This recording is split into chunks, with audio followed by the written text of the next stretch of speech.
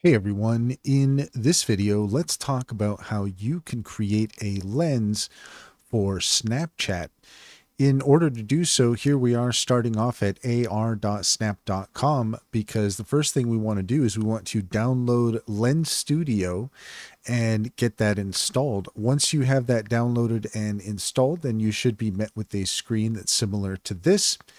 And what we're looking for is up in the asset library. So we're going to select asset library, and then we want to search through here to find something that we want to add to our lens. In this case, I went with the falling leaves and selected import.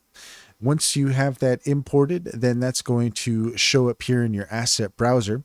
The next thing you want to do is you want to drag and drop your effect into the scene window. And once you do that, then everything is going to generate into your lens, and you can see here on the right hand side a preview of the final result.